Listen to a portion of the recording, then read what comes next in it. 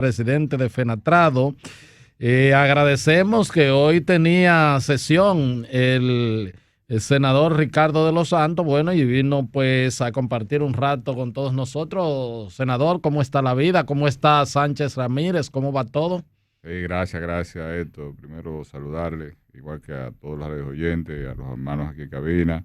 Hablamos de Abelino, Miguel y Jaime, creo que no ha llegado. Jaime está ahí. Virtual. Está virtual. Allá, sí. Perfecto. Nada, un placer estar aquí con ustedes y que nos den la oportunidad de comunicarnos con el pueblo dominicano a través de este prestigioso espacio. ¿Cómo no? Ricardo, vamos a hablar un poco antes de entrar a la política del tema de Fenatrado. ¿Cómo ha podido sortear, cómo pasó el gremio, la situación de la pandemia del coronavirus, cómo le impactó y después los acontecimientos que se han producido en Haití? ¿Ha impactado sobre ese gremio?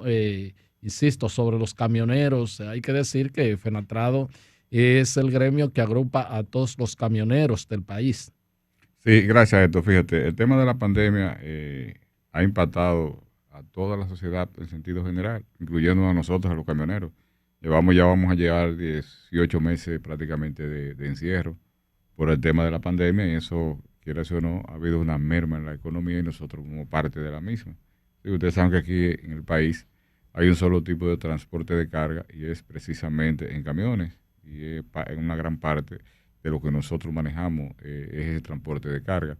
Hemos sido impactados negativamente, pero gracias a Dios nos hemos podido mantener dando el servicio. En principio perdimos a muchos compañeros, muchos camioneros nuestros perdieron la vida fruto de la pandemia. Claro está, porque nosotros con mucha responsabilidad le dijimos al país que no íbamos a detener nuestros servicios, porque imagínense ustedes, aquí nadie produce en su casa lo que consume. Claro. Todo hay que transportarlo y en camiones. Imagínense ustedes que nosotros en medio de la pandemia hubiésemos dicho, no, nosotros no vamos a parar de dar el servicio de transporte. Entonces la gente que no lo mataba la pandemia lo iba a matar el hambre. Así que para mantener la cadena hemos logrado, claro, para mantener los grandes y los pequeños mercados abastecidos, pues nosotros nos hemos mantenido todo el tiempo dando el servicio. Y así lo anunciamos inmediatamente.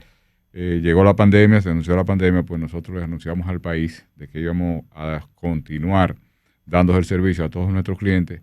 Y hoy día, 18 meses después, hay muchos héroes que hablan de la pandemia y todos somos expertos en COVID-19. Ahora, si nos trasladamos, nos retrotraemos a marzo del 2019, ya ahí la situación era otra. Todo el mundo tenía pánico, todo el mundo tenía miedo, y nosotros, gracias a Dios, nos hemos mantenido. El tema Haití es algo que también nos afecta a nosotros. Haití, lamentablemente, desde que usted cruza la frontera, usted no sabe dónde llegó, si a una jungla, una selva. Nosotros hemos tenido que estar lidiando con esa situación en lo que es Haití. Y han perdido la vida. Perdón, Ricardo, no hay una contraparte en Haití. O sea, no hay un sindicato de camioneros, no hay nada. Todo por el contrario, si nosotros pudiéramos actuar libremente con los transportistas haitianos, la situación fuera otra. Porque allá hay una federación de transporte que nosotros les ayudamos a organizarla. Bueno. Lleva prácticamente el mismo nombre de nosotros, solo que cambia por el nombre del país. Nosotros somos Fenatrado, ellos son Fenatrap. Entonces nosotros tenemos acuerdo con los transportistas haitianos de que nosotros le protegemos a sus camioneros de este lado y ellos nos protegerán a nosotros. Pero ¿qué sucede? Que nosotros le damos garantía aquí en el país por la situación que tenemos un Estado organizado. Claro. Pero lamentablemente en Haití con nosotros no sucede lo mismo. Todo por el contrario, allí no son los camioneros haitianos los que nuestra competencia, si se pudiera llamar, sino que el problema es que en Haití lo que hay son bandas armadas en diferentes comunidades y asaltan los camiones, les quitan la carga. En los últimos tiempos se nos han desaparecido choferes. Inclusive. ¿Qué cantidad de choferes han sido secuestrados, ultimados allá? Bueno, o asaltados. Sí, eso, gracias a Dios, en los últimos días ha ido bajando, porque precisamente con un sindicato haitiano ya están adquiriendo cabezote, y hay muchos sindicatos nuestros que no están entrando a Haití, sino que en algunos casos se está transfiriendo la carga en frontera. Nosotros, el sindicato nuestro de Jimaní, tiene muy buena comunicación, tiene muy buen manejo en Haití. Entonces ya entre ellos y el sindicato de Jimaní, pues una gran carga de la que entra Haití, la están llevando ellos. Pero la verdad es que hacen un transbordo. Hacen un transbordo, lo estamos manejando así, en algunas cargas. Es prácticamente un piloto que estamos haciendo, porque nosotros siempre hemos tenido la inquietud Ricardo, de que ese transbordo se haga en todas las fronteras, para que un transportista dominicano no tenga la necesidad de entrar ahí. Y la parte norte, que es el mayor volumen por el jabón, ¿cómo lo están manejando ustedes? No, el mayor volumen normalmente nosotros lo manejamos por la frontera de Jimaní. Ah, ya. Ahora, tenemos un gran volumen. Sí, porque por ahí es que va a Puerto Príncipe. A Puerto Príncipe, a la capital. En la zona norte tenemos un buen flujo debido a esa zona franca que se instaló en Juana Méndez, Caracol. Codevi. Codevi, Caracol, algo así. Y ahí se maneja un buen flujo, pero los transportistas haitianos ahí se organizaron en el área de Juana Méndez, esa zona, y tienen su cabezote y también se hace lo mismo. Ok. Se está haciendo transbordo de carga en esa frontera en algunos casos. ¿Cómo no? ¿Cómo no? Bueno, vámonos a la parte política. Ustedes como partido, como gobierno, han cumplido su primer año, llegaron al poder en medio de un contexto de una pandemia y bueno, se han mantenido y se han manejado durante el año que tienen el poder en estado de emergencia. ¿Tú crees que pese a todo ustedes tienen logros, tienen como Partido Revolucionario Moderno, tienen aciertos que exhibirle al país y sobre todo en el marco de lo que le ofertaron en la campaña electoral?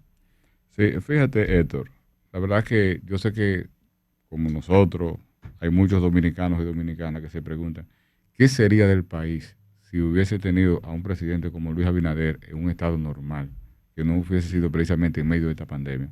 Ya que Luis ha demostrado ser un gerente acabado y el manejo que le ha dado al Estado Dominicano en medio de este estado de emergencia, que ya tenía todo el mundo hastiado, cansado, todo el mundo está cansado ya de lo que son las restricciones, pero miren de qué manera precisamente se ha enfrentado a la pandemia. Nosotros somos los que estamos mejor posicionados ahora mismo en cuanto al manejo de la misma de todos los países del área.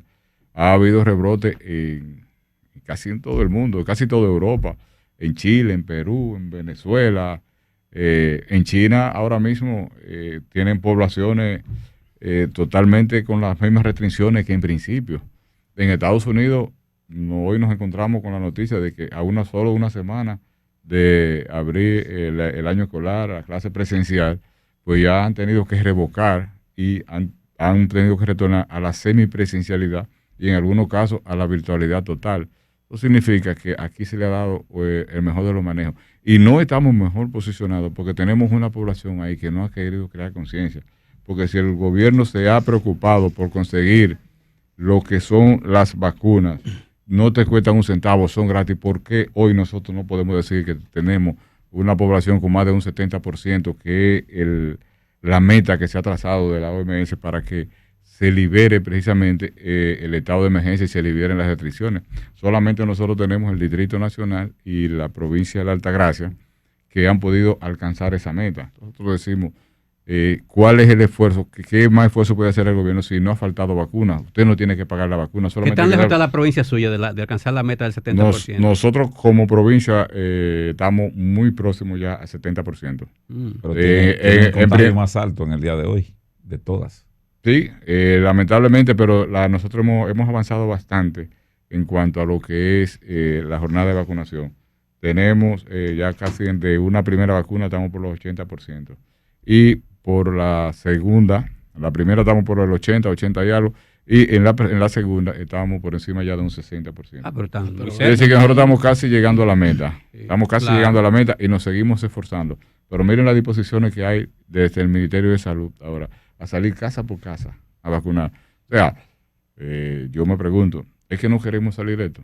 Porque esto tiene a todo el mundo cansado, tiene a todo el mundo hastiado. Entonces, nos critican cuando el gobierno pide nuevamente estado de extensión, pero si no hubieran esas restricciones. Ustedes acaban de aprobar 45 días más con objeción de los dos principales partidos de oposición ahí, tanto en el Senado como en la Cámara de Diputados. O sea que porque entienden que ya pues el país casi, o sea, está en la normalidad y dicen que a ustedes les gusta gobernar en estado de emergencia. No, porque ustedes se imaginan que lo que sería para la República Dominicana si tuviéramos un rebrote, si retrocediéramos. Entonces, de eso hay que cuidarse. ¿Qué es lo que nosotros le hacemos? Un llamado a todas esas provincias, a todas esas comunidades que no han acudido a ese plan de vacunación. Tenemos provincias que están muy por debajo en los niveles de vacunación, a que se vacunen, a que asistan a nuestra vacunación para ver si de una forma u otra ya liberamos esto. Entonces, los 45 días, los días que se entienda,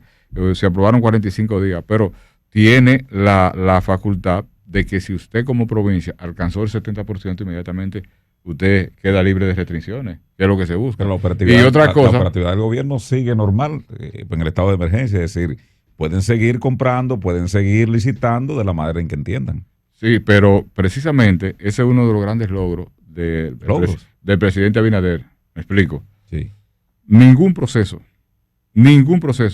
de compra, para ningún proceso de compra se ha utilizado el plan de emergencia.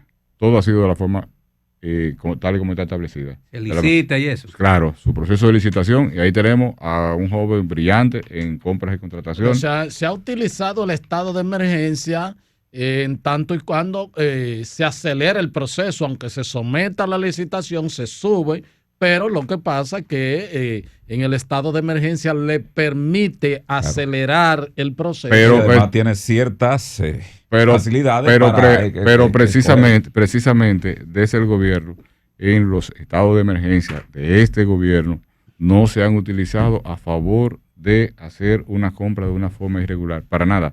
No se ha tomado en cuenta en ningún proceso de compra. Todos los procesos de compra se han hecho cumpliendo con todo lo que establece la ley. Aunque compras y contrataciones ha desmontado varios, Ricardo, muchos y de grandes montos, pero bueno, ese es otro tema. Mira, Ricardo, hay una propuesta del presidente Luis Abinader en su discurso de primer año, habló de una serie de reformas, 12 reformas, ¿verdad? Y bueno, sin quizás las dos más controversiales están el caso de la reforma constitucional y el caso de la reforma fiscal.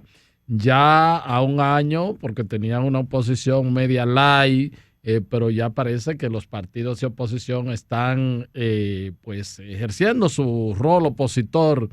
¿Qué posibilidad hay de que estas reformas puedan avanzar como lo quiere el presidente en este periodo, ya con una situación que para el caso de reformas se requiere una mayoría calificada y ustedes creo que ninguna de las dos cámaras tienen la mayoría calificada? ¿Cómo piensan convencer a la oposición de la importancia de estas reformas?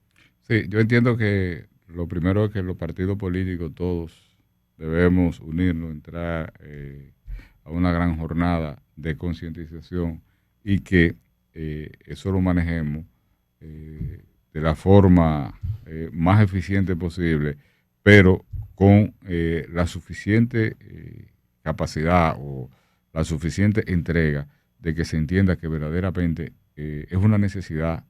Por ejemplo, vamos a empezar con el caso de la Constitución de la República. Y debe imperar la sensatez. El Ministerio Público que hoy tenemos un Ministerio Público independiente. Pero un Ministerio Público independiente porque Luis Abinader ofreció en campaña que iba a despojarse de ese poder que le da la Constitución, que ahora se quiere tergiversar de que la Constitución establece un Ministerio Público independiente. Eso no es así. El artículo 171 de la Constitución establece claramente que al Procurador General de la República es nombrado por el Ejecutivo, por el Presidente de la República, y la mitad de los adjuntos. ¿Qué significa eso? Que en el peor de los casos, que termina el Ejecutivo con una mayoría. Ya tiene control absoluto. Y eso lo establece taxativamente la Constitución. De igual manera, nosotros entendemos que el país no resiste tener dos procesos de elecciones con 3 meses de separación uno del otro. O sea, las municipales en marzo y las congresuales, presidenciales y congresuales en mayo. Nosotros entendemos que también debemos buscar la manera de que se unifique nuevamente. Otra vez. Eso es un costo muy alto. Y nosotros, recuerden ustedes que cuando se separó con 2 años. A mí me gusta ese modelo. El de 2 años. Y el de 2 años, pero entonces ¿qué pasaba en los 2 años? que el país se pasaba 4 años en campaña. Ahora se pasa igualito, 4 años. De igual manera, de igual manera se pasa, pero ya los candidatos ya se saben cuáles son, andan por ahí, o los precandidatos, los aspirantes y todo, andan por ahí. Pero tú sabes, el montar un proceso de elecciones, ustedes saben lo que le cuesta eso al país. Entonces tú tenés que montar ese proceso en marzo y luego tener que montarlo en mayo. Pero hay una realidad, Ricardo, independientemente de... Yo también estoy de acuerdo con la evaluación que se hace cada 2 años al que esté gobernando, y eso es interesante, siempre y cuando haya una ley electoral lo suficientemente fuerte para limitar el poder ejecutivo.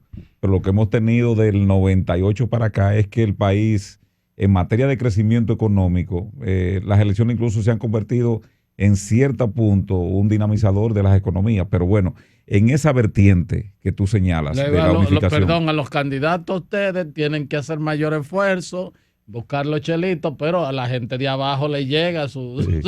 En lo que tiene que ver con el planteamiento que tú haces con respecto pues a la modificación de la Constitución, hay algunos sectores que entienden que eso podría abrir de par en par, por ejemplo, para atacar la ley que tiene que ver con la naturalización, el artículo 39 y una serie de artículos que están en la Constitución. El 37, perdón, que están en la Constitución, y hay un temor sobre eso. ¿Podrían ustedes como partido de gobierno resistir y que se limite simplemente a los candados que dice el presidente y lo que tiene que ver con el Ministerio Público Independiente? Es otra cosa. Nosotros tenemos que buscar la manera de que a la Constitución ya se le haga una reforma, pero que se le plante un candado para que nosotros no podemos seguir. ¿Cuántas veces? Son 39 veces que se ha modificado la Constitución. Para esa parte nada más. Claro, entonces nosotros tenemos que buscar la manera de que se coloque ese candado y que todos esos derechos fundamentales que están establecidos en la Constitución de la República, con lo que la sociedad se encuentra contenta, pues que eso no se toque, pero sí todos los elementos que podamos ver y que puedan ser reformados porque se reformen. Entonces, cuando hablamos esto de lo que es la reforma fiscal no solamente debe ser y se debe ver de la manera de que vamos a grabar, vamos con nuevos impuestos únicamente y exclusivamente. También una reforma implica en lo que es la calidad del gasto. Nosotros tenemos que buscar la manera de que se mejore la calidad del gasto. Ese es buen punto. Perdón, senador Ricardo. A propósito de la calidad del gasto, el ministerio que más dinero maneja conforme la ley de presupuesto es educación, pero pese a que ya eso va 9 años corrido, porque eso empezó en el 12 con el presidente Medina aplicando el 4%, pero ahí no hay nada de calidad en ese gasto.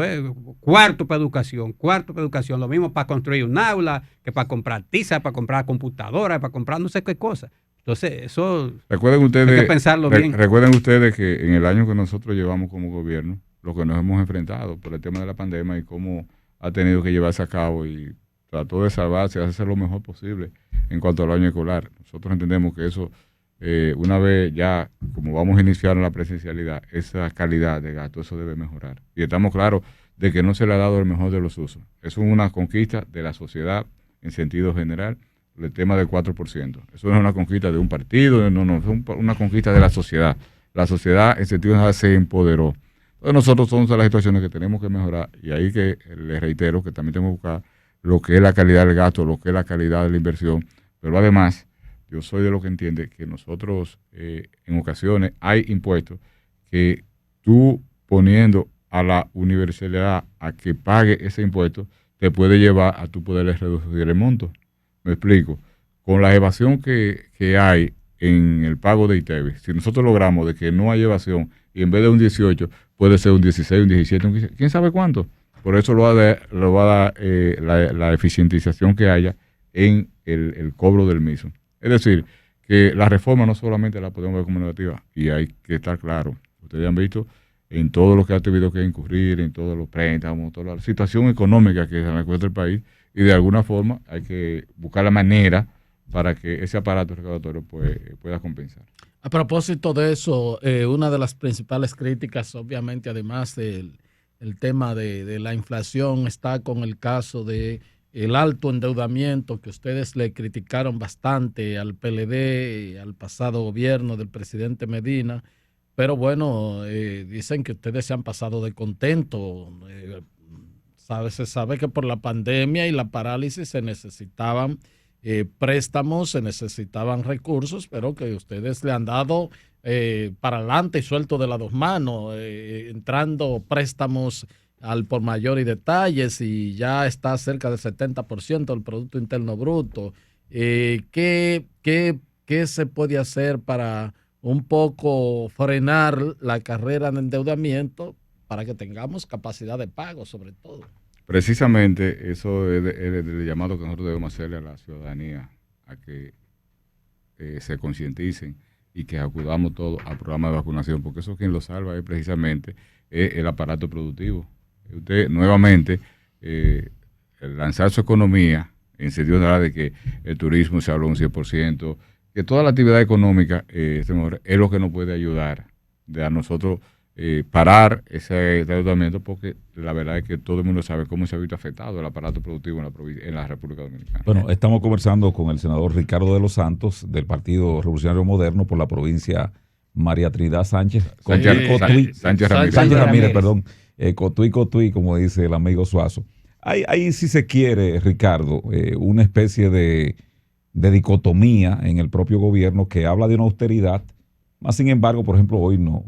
Los diarios traen de que solamente en lo que tiene que ver con la promoción del primer año en DICON, se invirtieron unos 25 millones en publicidad, de valle, esa cuestión.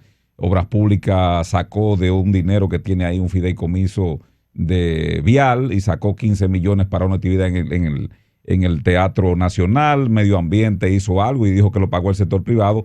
Entonces la gente y nosotros en los medios vemos que el presidente tiene un discurso, pero la ejecutoria en materia de lo que ustedes criticaron tanto el gobierno pasado, el despilfarro, sobre todo en el criterio de la bocina, de los altoparlantes que tiene el gobierno pasado, pero más o menos hay el mismo sentido en el gobierno ahora.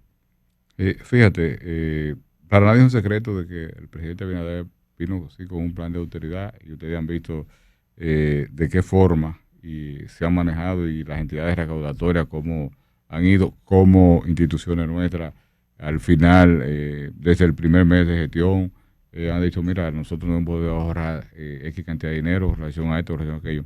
En cuanto al tema comunicacional, yo soy de lo que entiende que sí se debe hacer una revisión completa para que de cualquier manera se evite cualquier gasto que se entienda que no sea necesario.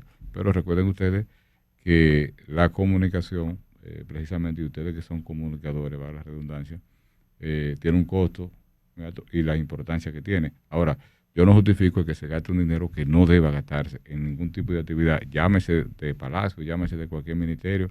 Ahora, es bueno que se vea el reporte real, porque en ocasiones salen a decir y se inventan unos números que no son oficial, y eso definitivamente crea el morbo y se crea esa percepción, cuando en realidad en muchos casos no es como se dice. Ricardo, usted en su condición de senador o de legislador va a tener necesariamente que votar en una u otra dirección si las reformas, porque finalmente donde se aprueban las reformas es en el Congreso. Digamos, hay una inquietud que tiene la población dominicana desde hace muchos años, y es, por ejemplo, una vía para recaudar, y sería muy directa, y además sería progresivo, es que las personas propietarias de vehículos de alto costo paguen diferente a lo que paga un chofer común por la placa. Entonces, nunca nadie ha querido meterle el pico a eso. Nunca. Entonces, yo puedo tener un Mercedes y el otro un Datsun. O un camión. Sí, pero pagan lo mismo. Entonces, no puede ser. Fíjate, yo entiendo que el que tiene la capacidad de andar en su vehículo de lujo, también debe tener la capacidad de pagar por ese uso, por ejemplo, diferente a aquel que anda en el carrito de concho, que lo que sale a producir. ¿Cómo se llama el pelotero de San Pedro? Tiene muchos carros. Robinson Cano. Tiene unos carros de lujo ahí. Él paga lo mismo que pago yo de placa, y no puede ser. Eso no debe ser así. Nosotros entendemos que en eso tiene que haber cierto nivel de diferencia para que se pague. Es igual que yo siempre he dicho, nosotros tenemos que, para descongestionar la capital en el tipo de transporte, nosotros tenemos que seguir motivando el transporte colectivo. Bueno, si yo te doy la opción de tú utilizar un transporte colectivo de calidad, Si tú quieres salir a exhibir tu jipeta, tu lamborghini, lo que tú tienes, bueno, pues embrújate tú con los tapones. Pero permíteme a mí que yo use el transporte colectivo y que yo pueda llegar a bajo costo y un servicio decente. Nosotros aspiramos a eso. De igual manera, entiendo que los lujos deben pagarse. Sí, yo estoy de acuerdo. ¿Cómo no? Ricardo, la gente que vota por ti, ¿verdad? Y que te hizo primero diputado y ahora senador, no sé cómo le está yendo, la provincia más rica que produce tantos millones de ese oro. Y bueno, ahora que ustedes están en el gobierno, y arroz, y claro, el arroz que me gusta tanto. Entonces, uno como que yo no sé si es una falsa percepción que tengo cuando paso por la provincia, por sus principales municipios, como que esa riqueza que produce su suelo y el suelo y sus tierras fértiles, como que no se traduce en una mejoría de las condiciones de vida de la población. ¿Eso está mejorando? ¿Eso está o se mantiene igual? ¿Cómo está la situación de Sánchez Ramírez en estos momentos? Esos son de los grandes retos que nosotros tenemos por delante. Porque la verdad es que si nosotros vemos los niveles de producción de la provincia de Sánchez Ramírez, nosotros en producción de metales preciosos somos la número 1, llámese oro, plata. Pero nosotros estamos entre las 3 principales en producción de arroz. Estamos entre las principales en producción de cacao. Allá se produce mucho de todo, mucho ganado. Allá se produce mucho de todo en la provincia de Sánchez Ramírez. Ahora, tal y como te expresa, la calidad de vida de nuestra gente, eso no se refleja. Ahora nosotros, desde el gobierno del presidente Abinader, tenemos el compromiso de que esa realidad cambie. Y hemos estado tomando acciones en esa dirección. Por ejemplo, nosotros encontramos un parque de zona franca que tenía 16 años cerrado. Y ya, aunque todavía tiene una capacidad muy limitada, pero ya la tenemos en operación. Ya se abrió el parque de zona franca. ¿Qué significa eso? Que nosotros en 1 o 2 años podemos decir que vamos a tener ahí 2.000, 2.500, que sabe, nuevos empleos.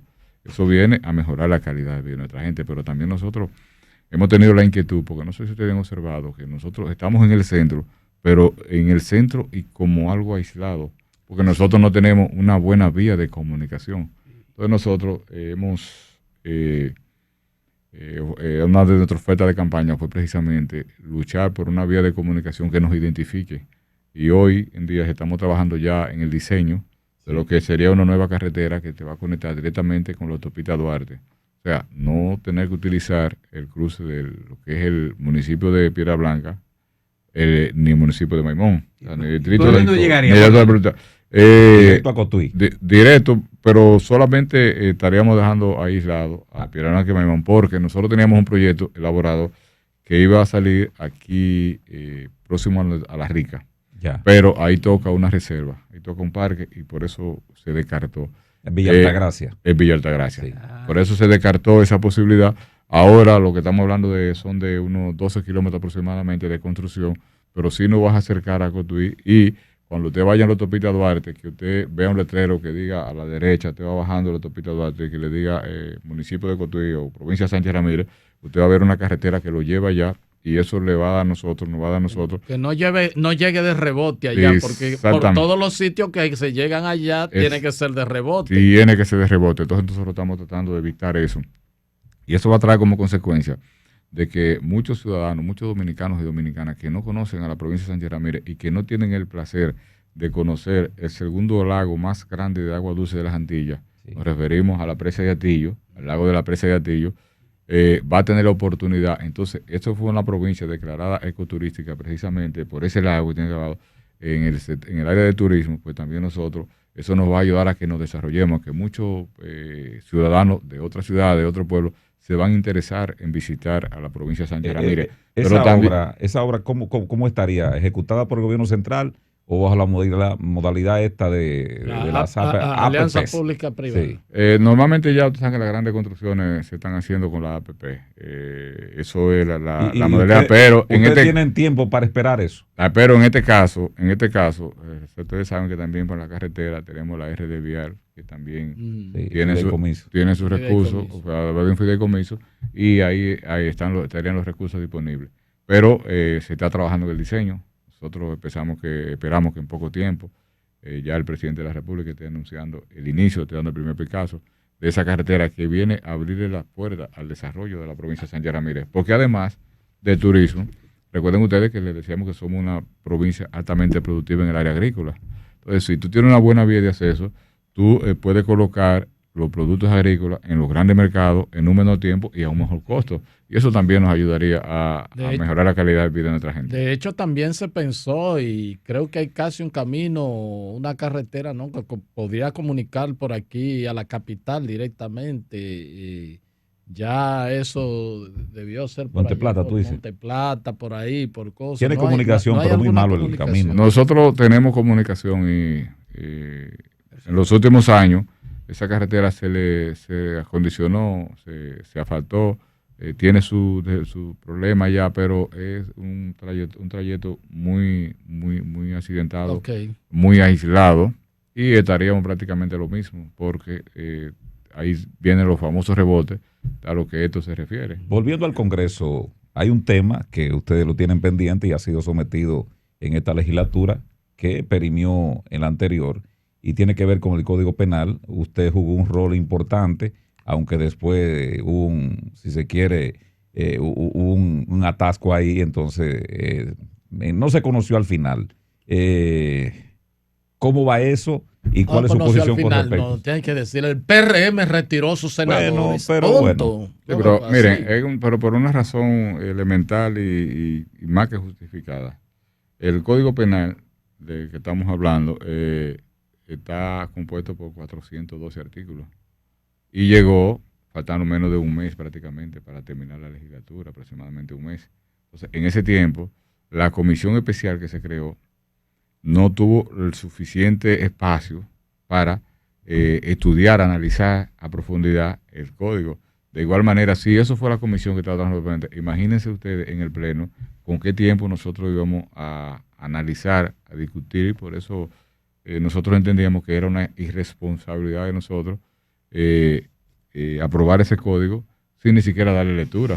O sea, es una responsabilidad demasiado grande, y por eso perimió, pero se reintrodujo de nuevo. Ahora lo que tenemos es que abocarnos a la discusión del mismo, a analizar, porque cuando hablamos de un código penal no estamos hablando de un simple contrato ni un proyecto de resolución, sino que el código penal es cierto que tiene 137 años. ¿Con la República? Sí, prácticamente. Entonces, la sociedad necesita un nuevo código, pero debe ser un código que sea analizado, discutido a profundidad, por el hecho de que allí vamos a sancionar todo el delito. No estamos hablando de un proyecto de resolución, ni mucho menos, sino que es algo muy complejo y creo que debemos estudiarlo a profundidad. Ricardo, a propósito de diseño, que usted mencionó esa palabra, hay un diseño ahí para que usted sea presidente del Senado. ¿En qué está ese diseño? Pues, no, pero hay que aprovecharlo. Está restando. Pero yo no, pero estamos aquí. Como en los barrios, los muchachos jugando. Muchas gracias. Hay un diseño ahí, yo sé. Muchas gracias. Diseño. Sí, fíjese, nosotros... Está escribiendo Helio y Luis Miñoso ahí, no sé.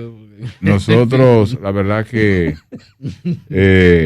hemos estado aspirando a la presidencia del Senado, eso no es un secreto para nadie, pero sí con la clara convicción de que el partido al que nosotros pertenecemos, el Partido Revolucionario Moderno, sus estatutos dicen claramente que es una decisión de la dirección ejecutiva del partido. Nosotros, en medio de la campaña, teníamos el apoyo de 24, 26 senadores, aproximadamente de 32, así que lo teníamos casi todo, pero la dirección ejecutiva del partido determinó de que se dejara en la presidencia al senador, amigo y hermano Eduardo Estrella, y nosotros como disciplinados, como institucionalistas, porque recuerden ustedes que yo tengo el placer, el honor de dirigir una institución que se llama FENATRADO, que fue fundada en el año 1964, y si hoy es una de las pocas instituciones... Cuando el Triunvirato la fundaron. Hoy podemos nosotros decir que es una de las pocas instituciones en la que en su diccionario no existe la palabra división, es precisamente por la disciplina.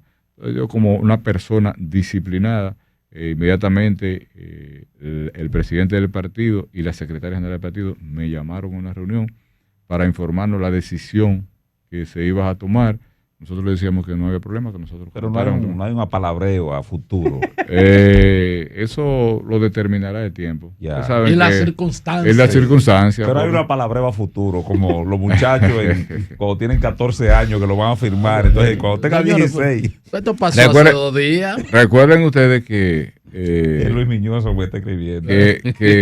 Recuerden ustedes que el medicamento que un enfermo necesita para su cura el lunes no precisamente sea el mismo medicamento del martes. Entonces, hay que esperar la metáfora. Hay que esperar las circunstancias, vamos a ver cómo se dan las cosas. Ahora, seguimos aspirando, seguiremos aspirando, pero haciendo nuestro trabajo como manda la Constitución. Mira, finalmente, porque no quiero que esto, y vuelvo a insistir sobre la riqueza de ustedes, es consono lo que aporta la compañía minera y sobre todo en estos tiempos que hubo pues altos precios de los metales preciosos. Es consono lo que recibe tu provincia a la riqueza que produce en materia de la riqueza del subsuelo. Ya no estamos hablando de la parte del sector agropecuario, sino de oro y de plata.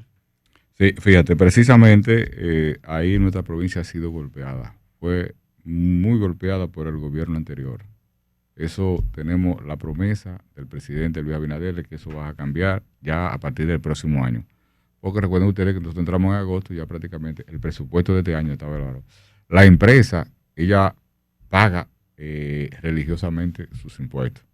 Paga de lo que tiene que pagar el Estado Dominicano. Y nosotros estamos protegidos en la ley 6400, artículo 117, que dice claramente que donde se esté llevando a cabo la explotación minera de un recurso natural no renovable, el 5% de los beneficios netos corresponde al o los municipios donde se esté llevando a cabo dicha explotación.